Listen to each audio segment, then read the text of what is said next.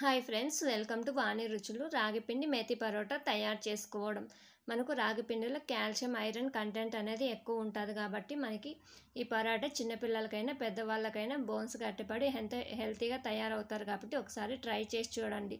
ఇది మనం night time డిన్నర్గా అయినా మార్నింగ్ బ్రేక్ఫాస్ట్గా అయినా కూడా సర్వ్ చేసుకోవచ్చు. ఇక్కడ టమాటా చట్నీతోటి సర్వ్ చేసుకుంటే టేస్ట్ అనేది చాలా బాగుంటుంది. ఇప్పుడు ప్రిపేర్ చేసుకోవడానికి స్టవ్ మీద ప్యాన్ పెట్టుకొని అందులో 2 టేబుల్ స్పూన్ల ఆయిల్ని యాడ్ చేసి ఆయిల్ వేడిన తర్వాత 1 టీ స్పూన్ జీలకర్ర, అలాగే హాఫ్ కప్ ఆనియన్స్ యాడ్ చేసుకొని, పావు టీ స్పూన్ పసుపు, అలాగే హాఫ్ టీ స్పూన్ సాల్ట్ని యాడ్ చేసుకొని మొత్తం కలిసేటట్టు ఒక 2 నిమిషాలు ఫ్రై చేసుకోండి. ఇలా ఫ్రై చేసుకున్న దాంట్లోకి హాఫ్ కప్ మెంతికూర సన్నగా కట్ చేసింది యాడ్ చేసుకొని, ఇక్కడ మనకు మెంతికూర అనేది చేదు ఉంటుంది కాబట్టి ఒక 2 to 3 మినిట్స్ బాగా ఫ్రై చేయండి. ఇలా ఫ్రై చేసిన దాంట్లోకి కొద్దిగా కొత్తిమీర, అలాగే 3 నుంచి 4 ఎండుమిర్చి ఇలా చిన్న చిన్న ముక్కలుగా కట్ చేసి యాడ్ చేసుకొని ఫ్రై చేశాక స్టవ్ ఆపేసి పక్కన పెట్టుకోండి.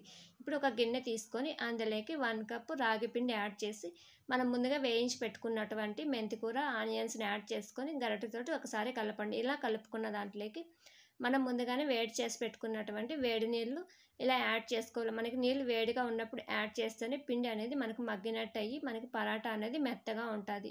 ఇలా వాటర్ యాడ్ చేసిన తర్వాత విస్కర్ తోటి మొత్తం కలిసేటట్టు కలుపుకొని చల్లారిన తర్వాత మనం చేతితోటి పిండిని బాగా మెత్తగా కలపాలి. ఇలా కలిపింది పక్కన పెట్టుకొని ఇప్పుడు ఒక కాటన్ క్లాత్ వాటర్ తోటి బాగా తడుపుకొని ఇలా మనం కలిపి పెట్టుకున్నటువంటి పిండిని పెద్ద నిమ్మకాయ సైజ్ అంతా తీసుకొని ఇలా బాల్లా చేసుకోవాలి. ఇలా చేసుకున్న దాన్ని మనం చేతితోటి ఇలా రోటీలా చేసుకోవాలి. మన చేతికి కొద్దిగా ఆయిల్ కానీ వాటర్ కానీ అప్లై చేసుకొని ఇలా చేతితోటి ప్రెస్ చేసుకుంటా పోతే మనకి పరాటా అనేది రెడీ అవుతుంది. ఇంతకుముందు వీడియోలో రాగి చపాతి, రాగి దోశ, అలాగే రాగి లడ్డూలు, రాగి రొట్టెలు అప్లోడ్ చేశానండి. లింక్ అనేది డిస్క్రిప్షన్లో ఇస్తాను, ఒకసారి చెక్ చేసి ట్రై చేయండి.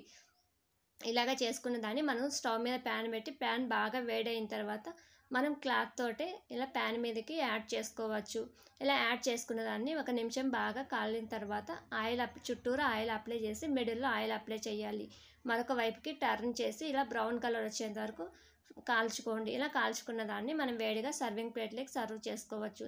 నెక్స్ట్ రోటీని కూడా అదే విధంగా ట్రై చేయండి. మనం ఎన్నైతే చేసుకుంటామో అన్నిటిని కూడా ఇదే విధంగా ప్రిపేర్ చేసుకోండి. ఇలా ప్రిపేర్ చేసుకున్న వాటిని ఇప్పుడు మనం వేడివేడిగా సర్వింగ్ ప్లేట్లోకి మనం ముందుగా ప్రిపేర్ చేసి పెట్టుకున్నటువంటి ఆనియన్ టమాటా చట్నీతోటి సర్వ్ చేసుకుంటే పిల్లలైనా కూడా ఇష్టంగా తింటారండి. ఈ వీడియో కనుక నచ్చితే ఒక లైక్ చేయండి. అలాగే మరిన్ని వీడియోల కోసం ఛానల్ని విజిట్ చేయండి.